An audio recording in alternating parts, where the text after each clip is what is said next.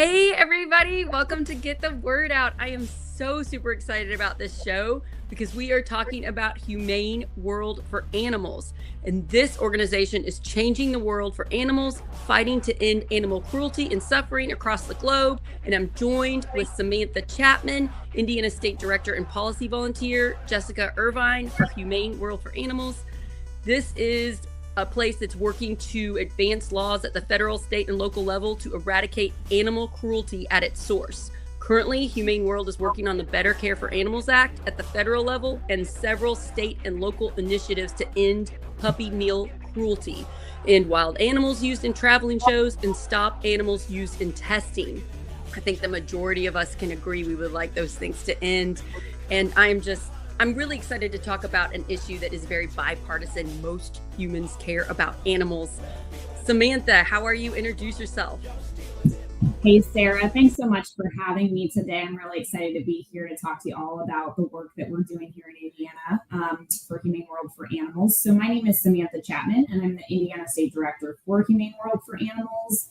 I've been in this role for about 6 years, and my primary job is to work across the state to advance more humane laws for animals. I do that at the state and the local level. I work primarily at the State House with elected officials to pass laws that really make animals' lives better. And we've also worked across communities in the state, specifically on puppy mills most recently, to really stop cruelty in that way. And so it's a really big honor to do this work every single day. We have an amazing team of volunteers that join me in this fight for animals. But I've been, like I said, doing this work professionally for about 6 years. Before I came to this job, I was a policy volunteer, and I worked around the State House before that, so had a lot of political connections. And Wow. I'm also an attorney, so I have that training as well. And so that really helps, I think, as a skill in my tool belt for fighting for animals. I live in Fishers, Indiana, and I have 2 rescue dogs, a beagle and a blind and deaf doodle puppy, and then I have 2 cats. So I love all things animals, and I really think that animals unfortunately don't have a voice, and so as people and people who love them, we need to be their voice. So It is our job. That is so right. You are incredible. That is so handy that you're a lawyer and that you have expertise in the State House before getting this job. And thanks for being the director for Indiana of Humane World for Animals. That's incredible. Jessica, you are a policy volunteer. Can you tell us about you? Yeah, well, thanks, Sarah, for having us on today. My name's Jessica Irvine. I live in Carmel, Indiana. I'm a policy volunteer for Humane World for Animals because I'm really passionate about animal welfare and standing up and being a voice for animals because they can't do that for themselves. In my um, work career, I work for the Indiana Department of Environmental Management. I am here in my capacity as a policy volunteer for Humane World for Animals. I just wanted to say that. Um, I have 2 dogs and 3 cats. I love animals. I have a full house and they take up a lot of my time and I love it. Ever since I've been really young, I've been really passionate about animals and just seeing things that I don't think are fair happen to them. I just wanted to be someone who was a voice for them and not just, I've worked in shelters volunteering, which I love that as well, but I love the idea of doing policy advocacy, Oh, which yeah. helps a broad range of animals, kind of tackles the root cause of issues and can have a lasting effect. So I'm just glad to be here and thanks for having us on.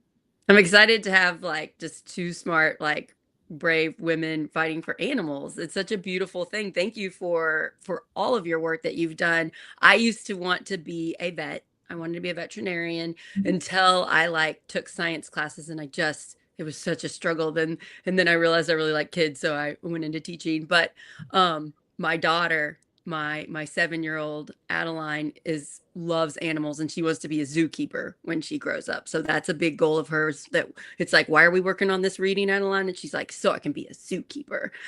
So yeah, it's just really nice to have animal lovers. Now, animals is one of those subjects. It's sort of like kids. We don't really want to talk about the horrors behind the scenes that happen. To animals, we don't want to think about it. We just want to pretend nobody's hurting animals. But you two know. Can we go ahead and just dive a little bit into why is this organization, Humane World for Animals, fighting? Why is this a necessary organization? Why is it important that you meet with state legislators and try to pass laws for animal rights? I would think most people would be like, animal rights, that's silly and not needed, but it actually is very needed. So, Samantha, do you want to take that one? Why do we need Humane World for Animals, and what is the actual like problem? Yes, absolutely. So I think our founders, long time ago, got together in a room and they realized that they could not rescue themselves out of the problem. And as Jessica alluded to, we have to stop the suffering and the cruelty at the source. There are so many industries that benefit from profiting off the backs of animals. And we know that the only way to effectively make a difference for these animals is to make corporate change or to work with lawmakers, at the federal, state, and local level to stop the cruelty sort of in its tracks. We always want to just like assume that companies are going to do the morally right thing and that we don't need to pass laws. But I think we're, especially in the last few years, really becoming less gullible to that. Companies have shareholders, they want to make a profit. And even though a bunch of people in the company care about animals, the ones that get in charge don't always make the best decisions for animal rights because they're just thinking about money. So we do need policies, we need laws, and then we need to follow through on the laws. That's a part of it too, because if nobody cares that law is being broken, it keeps happening. Yeah, so keep going. Yeah, that's really important. Absolutely. And I do think that consumers do have, a voice in this as well. I always like to encourage people to vote with their dollars. We talk about the factory farm issue. I know that not everyone's in a place to go plant-based or vegetarian, but I think just it's important to understand labels, when you're talking about buying cage-free products or, humane source meat or things like that. I think it's really important that people educate themselves and make the best lifestyle decision for them. It's the same thing for, animal cruelty in makeup, cosmetics. We can make choices based on how things are labeled, and we can educate ourselves to not be spending our dollars with companies that are supporting animal cruelty. And so, is that something that we could get on the Humane World for Animals website? Would there be like lists of what makeup? Like that would be interesting to me. I want to make sure the makeup that I'm using isn't being tested on animals. Is there a way we could check that? Yes, so there's a really great resource. We partner with Leaping Bunny, and they have an entire guide about household products, cosmetics. So you can check before you purchase an item to see if you're supporting animal cruelty. So that's Leaping Bunny? Correct, Leaping Bunny. Nice. Great resource.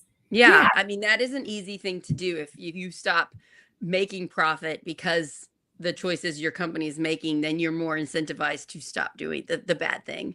Yeah, exactly. But, I think also some things are not within our control as consumers, but rather as voters, which that's the other thing that I like to encourage people to do is like, if you can do anything is to be a registered voter and to show up and consistently vote in elections at all levels. Federal, state, and local are very important. And I think we need to, again, support humane candidates who are making good decisions for animals at the state, local, and federal levels. And so that's the other thing that we can do. And then that helps support my work. Legislators, they are brought to the state house and other places because of their constituents voting for them. And so when, Jessica can speak more to this, but when I encourage volunteers to reach out to their elected officials, I always encourage them to say, I am a voting constituent in your district and I care about animals. And I think that holds a lot of power. So those are some of the things, that I think people can do in their everyday lives that, may not seem like, you're making a direct impact on animals, but if you pay attention and you do a little research, it really can go a long way, both as a consumer and as a voter. I've seen that because I'm really involved in Harrison County politics down here where I live. and our county council, our commissioners, they are saying yes or no to money that goes to the Harrison County Animal Control. And sometimes they get cut. The building's small. I'm glad we have it. We get extra money because we have a casino here, and that helps.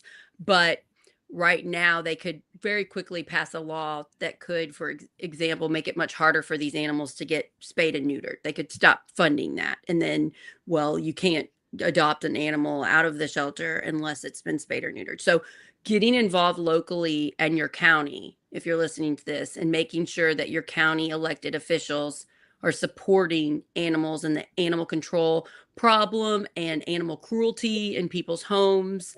Like, I know in Indiana, you can like legit own a tiger.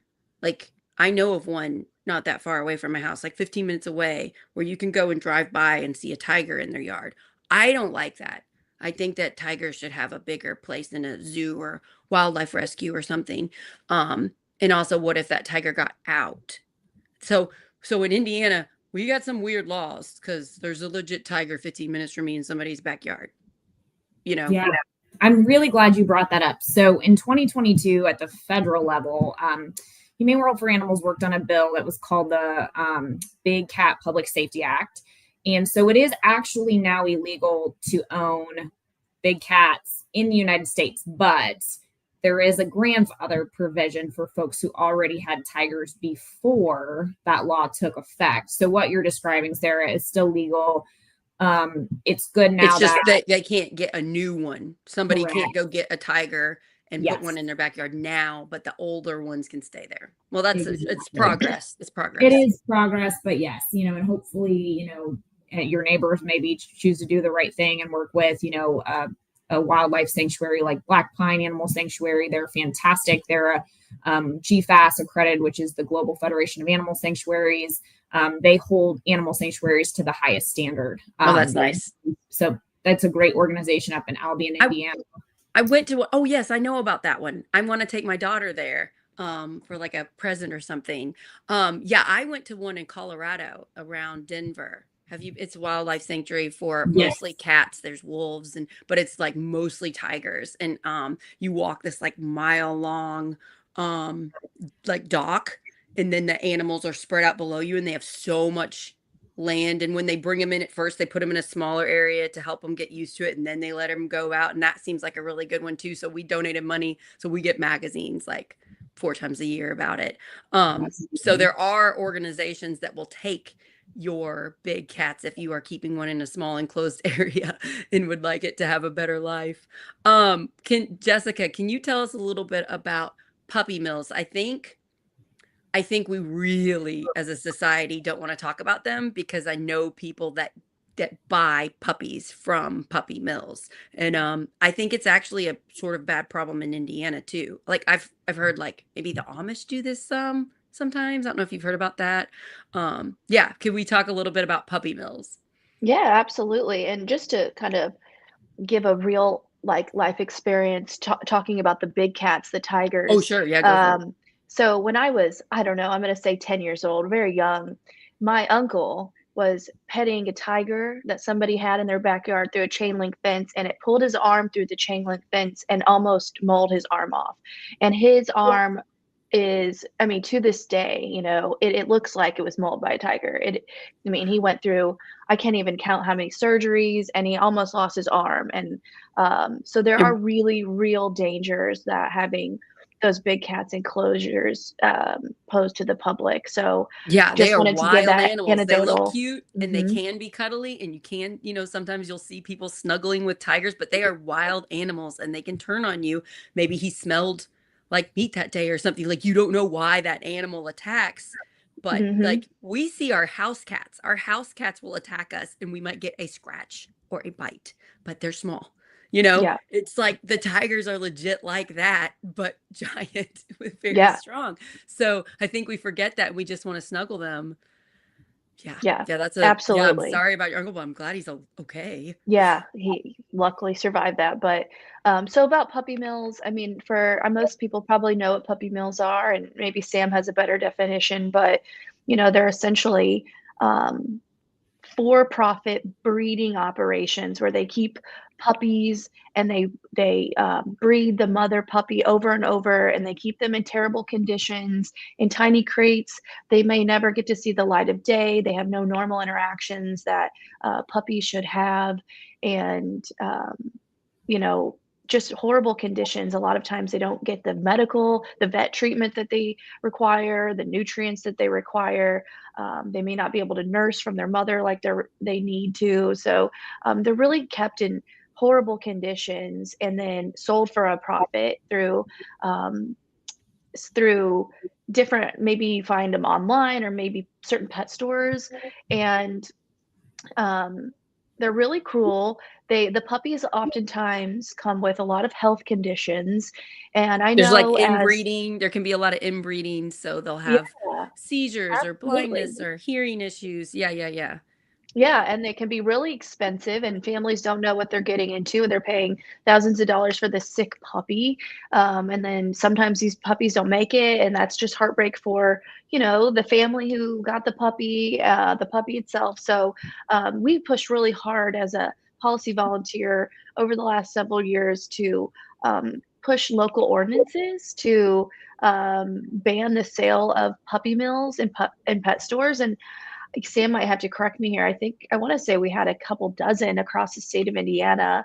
That's And fantastic. yeah, it was such a win for us. You know, every single municipality, the people fought really hard. The volunteers, the people in the community really care about animals. We fought really hard to get each and every single one of those passed. And then last session, or one of the most recent sessions, the General Assembly, with the urge of the puppy mill lobby, uh, passed a law that preempts local municipalities from placing these bans on selling puppy mill puppies. So it undid all that work that hundreds of hours and volunteers did to protect puppies. And so that was so really heart-wrenching for all of us to experience. So those are just some of the challenges that we come up against with these puppy mills is that You do all there's this work and you'll get a little bit, and then giant step back. Oh, I mean, yeah, yeah. I feel for you all. I know what that feels like. Another thing I've learned about puppy mills that I did not know about, my friend Pam owns a nonprofit called Senior Paws Rescue, and she'll take dogs that don't have a home that are 10 or older, and she gives them, they stay in her farmhouse, and she gives them the best life. And the nonprofit pays for all their vet bills. So she just goes in there like, what does the pet need? And she pays for everything. She will get some from puppy mills sometimes. And right now she has this sweet bulldog that's a male that's older, and he can barely walk. His paws are like bent in from like being in a cage. So when they're just put in a cage all the time, they legit sometimes can't walk, and they have like paw issues, and like their bones grow terribly. And I've seen Great Danes that had problems because they were born in a cage, and Great Danes are a big dog. And so then they have all kinds of problems. And then just the breeding itself, when you keep breeding a bulldog, for example, or a pug, for example, when you keep those traits that are cute, it hurts the animal. Like, have you listened to a pug sleep? It's terrible. Or a bulldog, because they've got those smushed up faces, so they can't breathe very well. So it's like, is this the greatest thing that we're doing for society, that not only is it hurting the animals, but we're pushing out these traits that's making the animal's life harder to live, you know? So yeah, I don't think we realize just how bad the problem is sometimes, but I really didn't until I went to my friend's Pam's house and saw them, and she told me why, and I'm like, what? I didn't even know this was a thing. Okay, what can you talk a little bit about Humane World for Animals? It sounds like you are doing great things in the state and the country, that you are getting little things passed, maybe county ordinances, maybe with the state, sometimes a national law, like this one with you can't have big cats anymore. That's good. Even though it's not perfect, it's better. Tell us a little bit about Humane World for Animals, and like this is your job, Samantha, and then Jessica, you're a volunteer, so that's pretty neat too. Let's hear about this group. Yeah, absolutely. So, many of you may know our organization, formerly called the Humane Society of the United States. Back in February of this past year, we rebranded Humane Society of the United States and Humane Society International combined and became Humane World for Animals. And so we are now a global force tackling animal cruelty and we our tagline is the end of animal cruelty. We are fighting the big fights to stop egregious suffering across the globe. So And you're not just national, you're world. I don't, it says yeah, world in the name. You'd think I would have gotten that, but that's amazing. yeah. And so we have a variety of, main focuses. And I think maybe just for purposes of this call, we can focus on what we're working on in Indiana. But um, there was a situation, and this actually kind of ties in with the Better Cares for Animals Act. But many people might have heard a few years ago, there was a breeding research lab in Cumberland, Virginia, and they were breeding beagles for medical testing. And the Department of Justice got involved after the U.S. Department of Agriculture came in and found egregious violations of the Animal Welfare Act. I mean, we're talking about like puppies not receiving adequate veterinary care, their crowded conditions, euthanasia that was not humane, things like that. And so, because the USDA got so involved, and the Department of Justice acted, and they acted together, they were able to issue an injunction. And we were contacted by the Department of Justice and asked, if this company could not, remedy the situations with these 4,000 dogs, could we remove these animals? And of course, the answer was a resounding yes. And we actually worked with our shelter and rescue partners across the country to remove nearly 4,000 beagles. Wow. In this situation. And just for some reference, so I think a lot of people don't know that there's still about 60,000 dogs bred every single year, beagles specifically, to be used as test subjects in research. I did not know that. Wow, that's horrifying. Yes. And so those animals were either breeding puppies to be used in labs, or they were puppies that were getting ready to be sent to labs across the country for these purposes. And so because of our amazing shelter and rescue partners, we were able to get all those dogs out and help them find loving homes. I actually have one of the beagles. Her name is Sunny.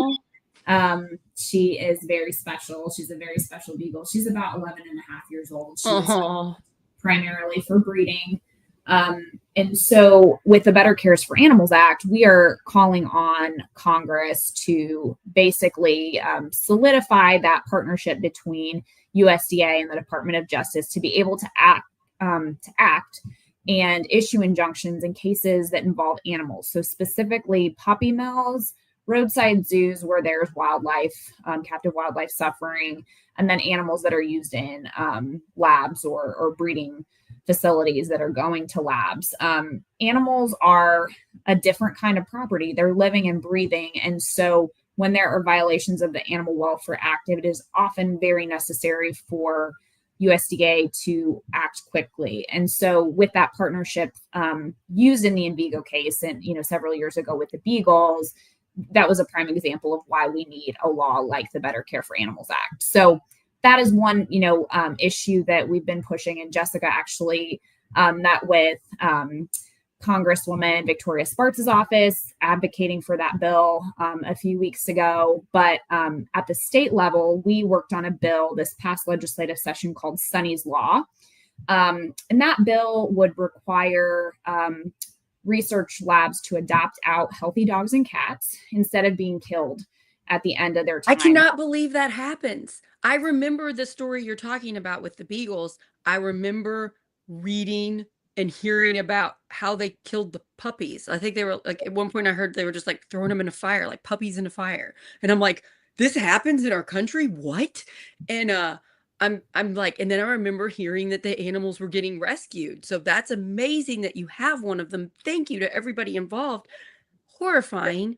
doesn't this show you all why we need legislation? But not only do we need laws, we need to follow up on it, right? So like there were some laws ahead of time, right? That this shouldn't have been happening. Like they were going against some things, right? And it was like what, a whistleblower or something that got the story out, or a reporter or something. So it was actually the U.S. Department of Agriculture's Oh, inspector. okay, you said that. So they like went in and Yes. inspected and they did the right thing and reported it, and then it became a news story, I would assume. Yes. I mean, Yeah. and after Department of Justice was able to issue an injunction and move quickly. And I'm really pleased to report that that company, so the company was in Vigo. They're actually owned by their parent company, Initiv, which is actually headquartered in West Lafayette. Oh, wow. But they were issued like the largest fine in animal Welfare Act history because of the egregious violations of animal cruelty and environmental violations as well. I would think fines are a good way to discourage businesses to do these type of terrible practices hurting animals, but then you have to pay for people to go in there. You have to organize it, pay for people to go in there and examine and make sure and check that these animals are being treated fairly. It seems like they should never be allowed to kill the animal after the testing. I just don't understand. Like it doesn't even seem like it should be happening.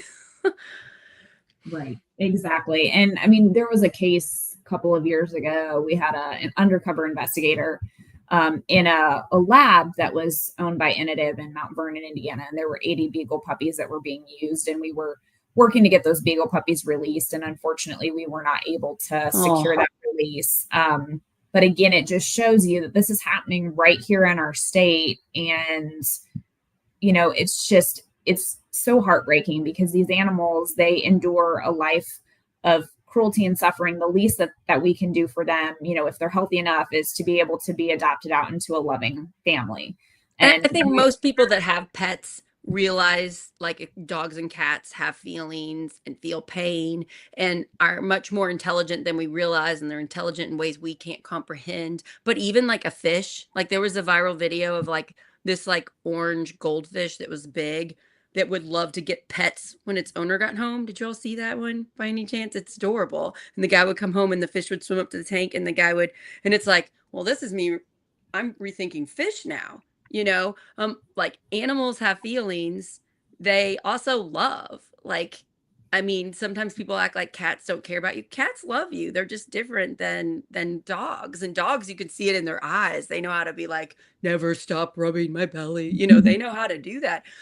I think in 2025, we have the science, we have the data, we know the relationship with these animals. We need to stop acting like they're just like a service to us, like animal testing them for makeup and stuff. Like, I think we need to get there faster as a world. So I'm thankful that you all are doing this. Another thing I wanted to bring up was, let's talk a little bit about the other side that pumps out fake things about what you all are doing, because I see it. I'm in the country, and if I eat meat, I try to eat less meat, and I try to eat meat that's locally sourced and the animals are, but I don't all the time, but I try. And if I was like, say, a vegan, and I walked around and said I'm vegan because I care about animals, our culture would make fun of me. You know what I'm saying? And then it seems like people take it personally. It's like, well, we're not trying to make you not eat meat. You eat all the meat you want, but maybe have the facts about it and know how those animals were killed in the making of that meat. Like, we should make it more humane. Does anybody want to talk about that a little bit? Just the stigma. Also, there's like, I'm going to say this is not a great organization, PETA. I'm not a big fan of PETA because they pump out fake propaganda. They do things that I think cause more harm to the animal world. Sometimes good things happen because of it, but I like what you all are doing because it's fact-based, it's science-based, it's data. You're going through legislation. You're not doing outrageous things. I think those organizations hurt you all too. How do you combat the like fake information and the stigma about, oh, you're trying to make me be vegan? Like, does anybody have a response on that? Because we do have a negative side to this that they push so that we don't pass legislation to help animals.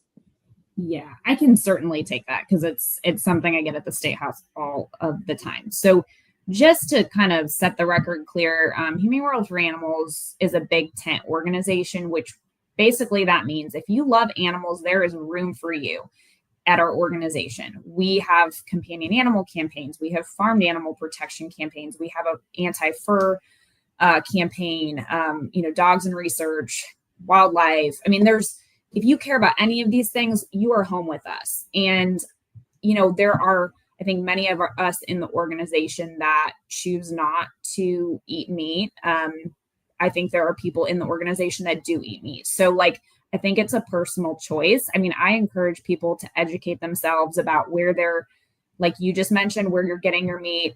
The other, side of things about factory farms that impact on the environment. There's a lot of reasons I think people choose not to eat meat.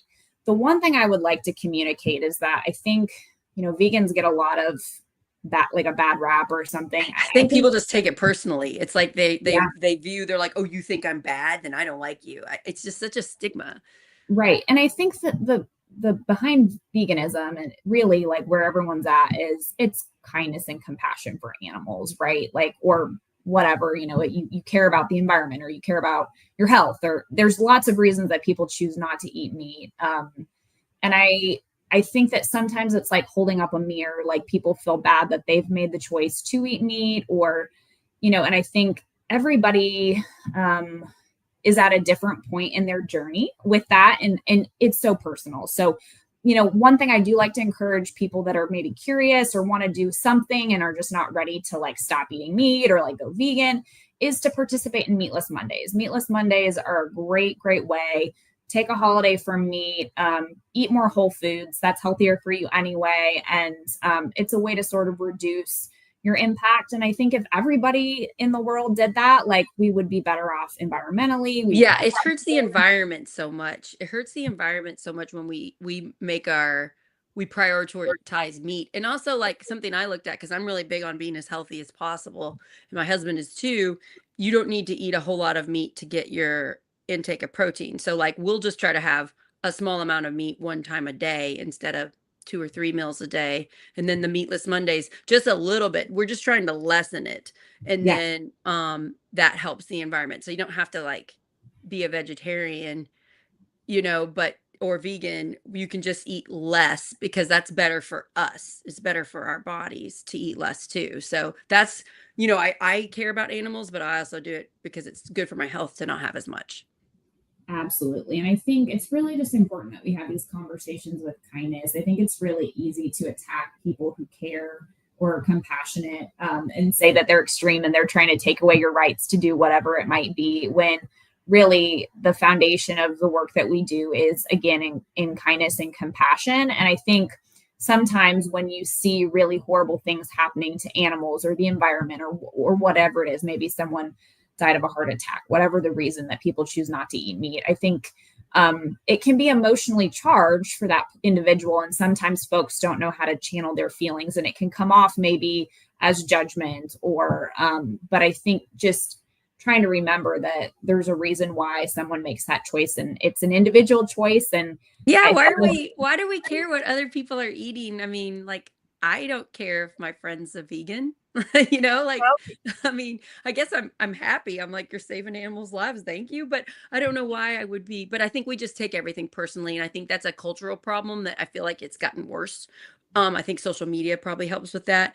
But every episode I do, I'm always oh, if we would just not take things personally, you all, the world would be so much better. And that is one instance. If we could just change that. And I do feel like it's changing a little bit. I do feel like people are now so into health and wellness and fitness that it is better than it was just a few years ago. I don't hear as many vegan jokes as I used to. You know what I mean?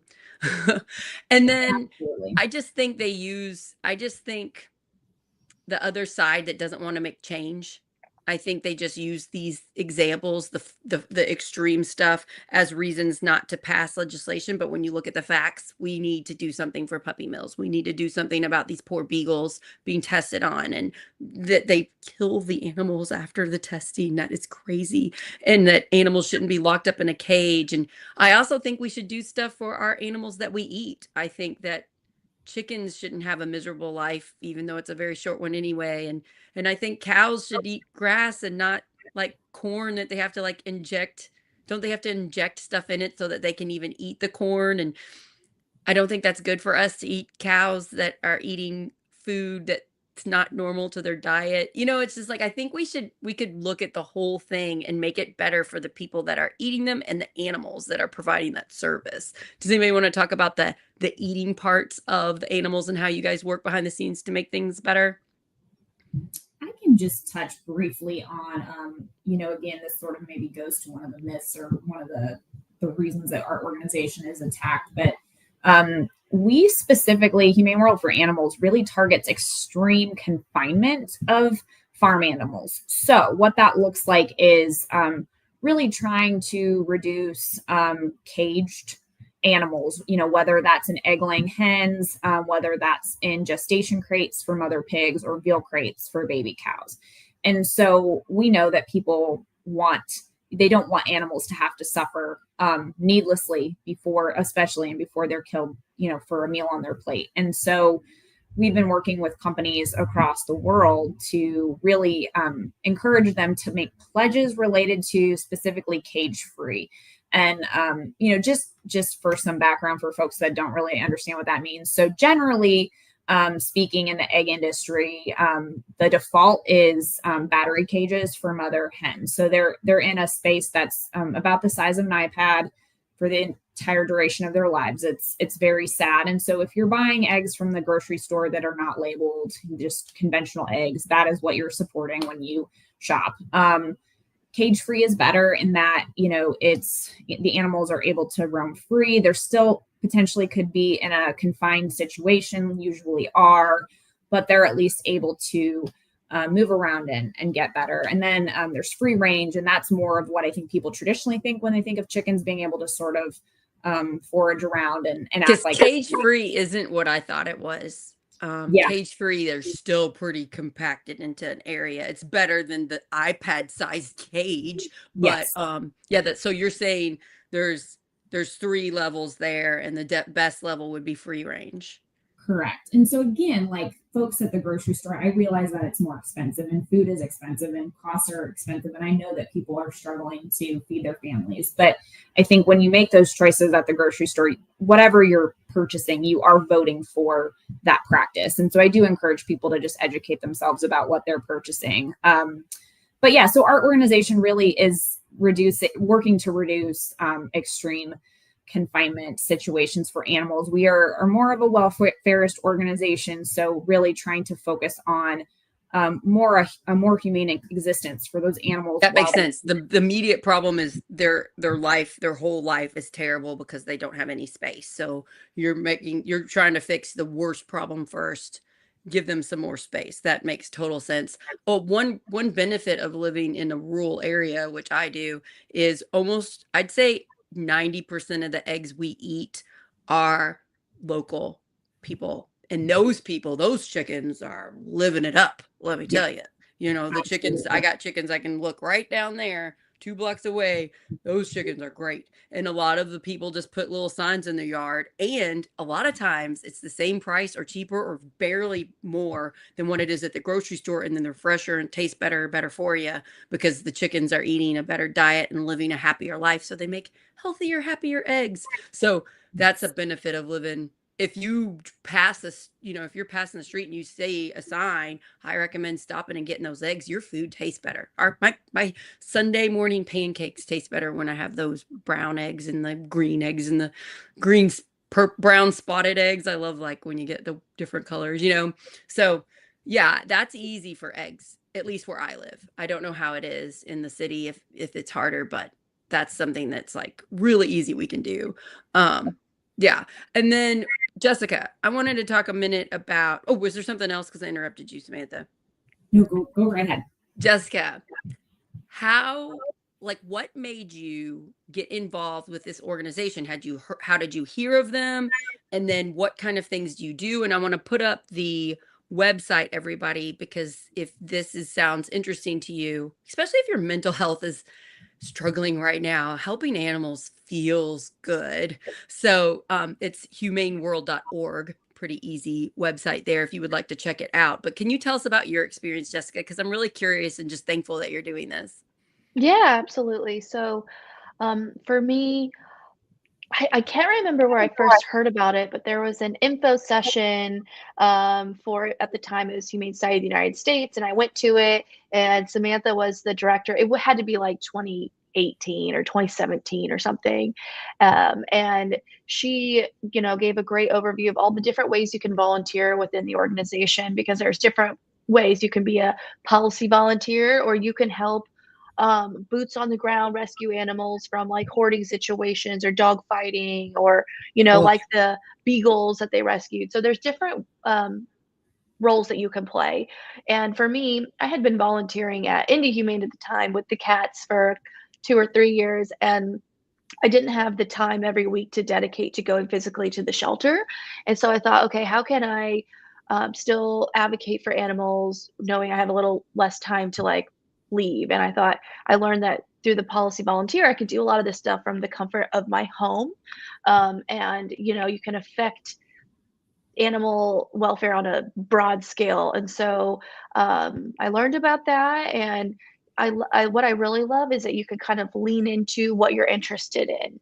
So, I mean, for me, I'm interested in all kinds of different animal issues, but um, if I'm really into puppy mill issues, I could just really focus on doing a puppy mill advocacy. And what that kind of looks like is, again, as much time or effort as you really want to give. But I do a lot of, and Sim will help me, letters to the editor to spread the oh, word that's a about good issues idea. going on. Yeah, like so that people in our community kind of know what's going on and ways that they can help. And, a recent one I did was how I oppose using live animals in circuses, and there's a circus coming to Indiana. And so I did one on, I think, puppy mills, certain legislation that'll be coming through the state house. I've gone to a Senate Environmental Affairs Committee to speak about legislation I was opposing, and give another side of the story about why I'm opposing it. As Samantha alluded to, I went to my representative, Representative Sparks' office, to talk about why I would love her to be a co-sponsor on the Better Care for Animals. If she's listening, I hope she'll co-sponsor that. And then why we were requesting her to oppose other kinds of legislation. And So, I want to know, does she support it or not? Like, I want that to be really public. Is she going to support animals? Because I would figure this is a bipartisan issue. We should do this. So, yeah, does she support animals? I know she's got an election coming up. I'm friends with Jackson Franklin. He's running against her. So, yeah, I'm interested to know, does she care about animals? Yeah. you know, um, great to point up. I don't think she's signed on as a co-sponsor at this point. I would love to encourage her, Oh, I continue hope to she encourage does. her. There Okay. is the Humane World for Animals puts out a scorecard every year, which they will put up all the legislation that they are wanting legislators to support, and they will let you know what they voted or if they co-sponsored it, and so you could kind of say, okay, does my representative or my senator support animal welfare legislation? And Yeah. you can check out Representative Sparks. I don't think she signed onto a lot of the legislation. I hope she would, but it's always an opportunity to learn and for her to do what I consider the right thing. So And I I hope just think she it's will. really important that we know how our representatives are voting. Something I'm really upset about that happens in our state is it's very hidden. It's very hard to see how people vote. It's easier now, like I'll use my chat GTP to look up how a certain person voted and I can get it much quicker. I don't have to go to the Indiana government website and search for hours to find it. But they are not publicly pumping out when they're passing legislation whether they voted yes or no and how that legislation is going to help or hurt us. They really want us to not pay attention. So I think that would be a huge thing that Humane World for Animals does is showcase, are these legislators helping animals or are they not? And like I think that's really important. Yeah, super important. And so I don't know the best way to search it. Maybe Humane World for Animals, Humane Scorecard or something, That's if you cool. wanted to look and see how your representatives are representing you and animals. And let's say you're listening, you care about animals, you can't really volunteer like you're doing, but you would like to be more involved. you can be a member. I think Samantha, you mentioned it's at $25 a year to be a member, and then that money goes to pay for the work that you're doing, Samantha. This is your full-time job, and everybody else that works around the country and the world. So is that right? So what happens if you become a member? Yeah, so I think becoming a member is a great way to get started, just to, really keep an eye on the work that we're doing across the globe now to help animals. If you're more interested in specifically understanding what's going on with animals in Indiana, there is an opportunity to become an ally. Okay. If you go to the Humane World website and you just click on, there's volunteer opportunities and there's become an ally, and that will sign you up for any type of action alert or work that we're doing in the state. You'll get updates, and so again, it makes it really easy for you to take action. Oftentimes, if we have a big ask, like we're working right now on trying to get the Indianapolis City Council to sponsor an ordinance that would stop certain types of wild animals used in traveling acts like circuses. So we may put out an action alert, either via email or text message. Do you guys work with Jesse Brown? Because that's my favorite Indy council person. Yeah, I think we've worked with, I believe he voted on our humane pet store ordinance back several years ago when it passed before the state preempted that ordinance. But yeah, there's a lot of great animal friendly council members. And that's great. That's good to hear. That makes me happy. So yeah, that takes out the work. Like, we care about animals, but like, it's overwhelming. There's so much to do. So you're saying if you become an ally, you'll get an update, you get an email, and it'll say like, okay, we're trying to pass this legislation. Could you call this representative or email them and say something like this? So you're kind of like guiding them, and it's just going to take a couple minutes. And then that really helps show the elected officials that have the power to vote for these things that can harm or hurt animals. It'll help encourage them to help animals. Right. That's really a wonderful service that this organization is providing. That's great.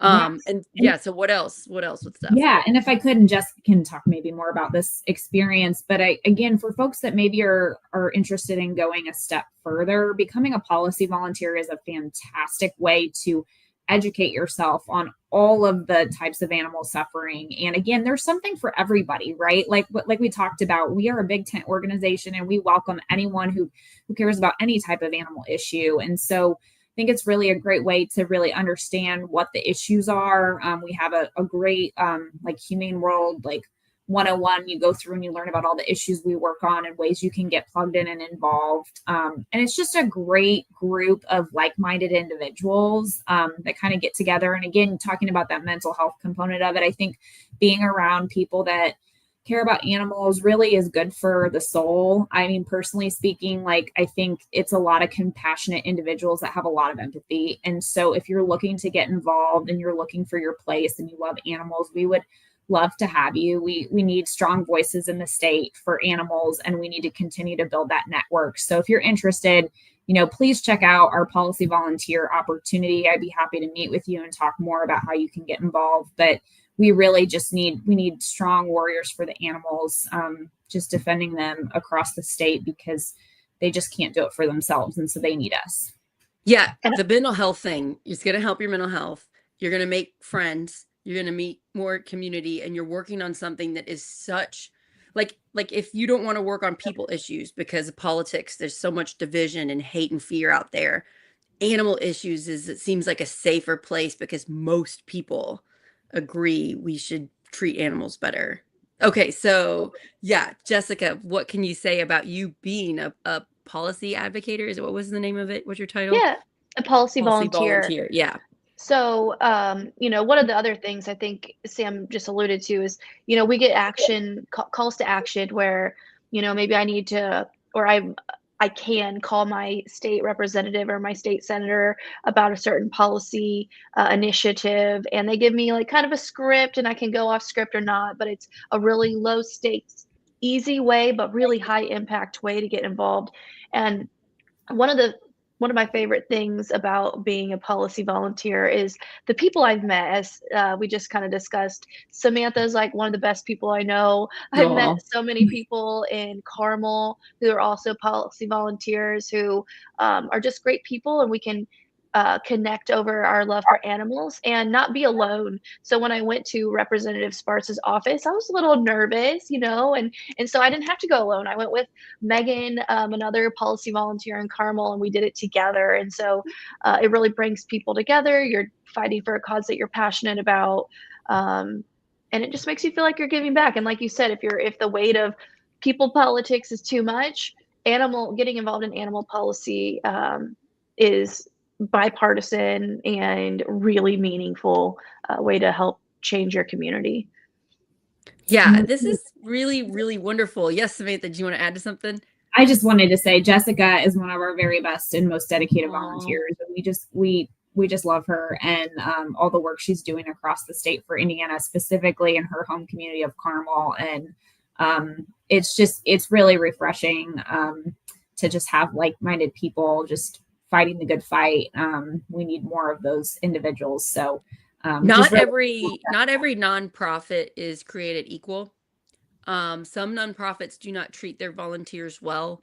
Some have messy stuff at the top, whoever's in charge. There's problems I've seen it before. And I just am loving the relationship between you're the state director, Samantha, Jessica, you're a policy volunteer. You all are close friends. You clearly care about each other. You care about your all's mental health, well-being. You're not going to like ask too much of someone. You said it multiple times, Jessica, that you do what you have time for and what you want to do. So I think that this sounds like a wonderful organization to put time and effort in. And I will say not every nonprofit is created equal. And I want to praise you all for that.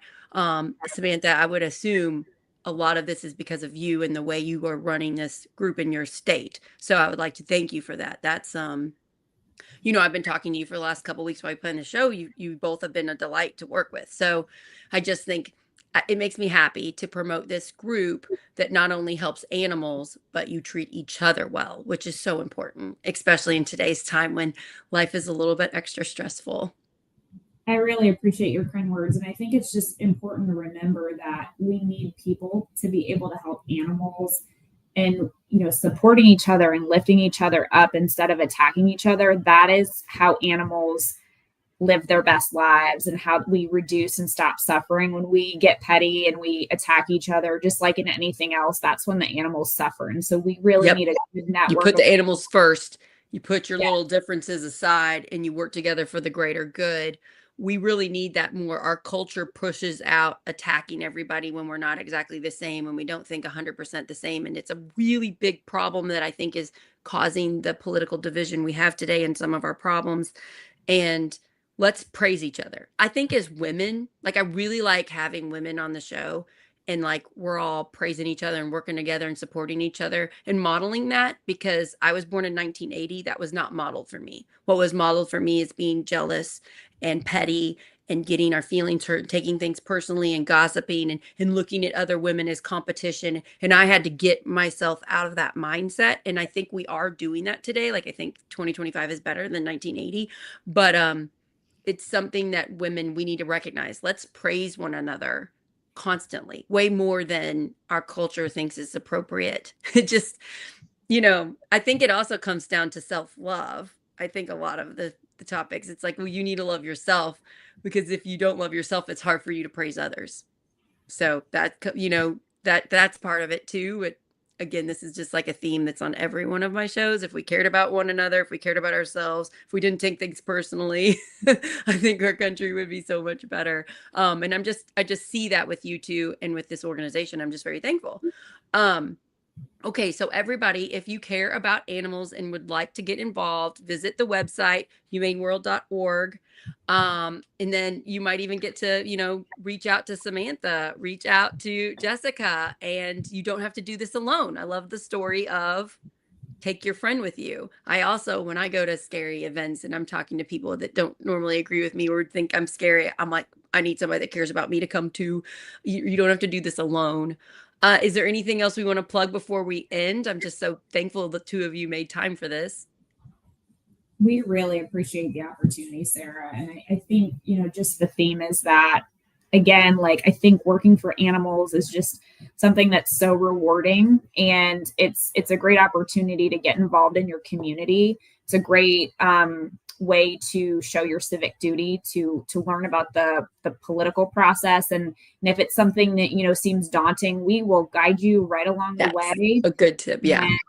And, we're happy to have you. Like I said, if you care about animals, you're at home with us. And you don't need to know anything about government policy.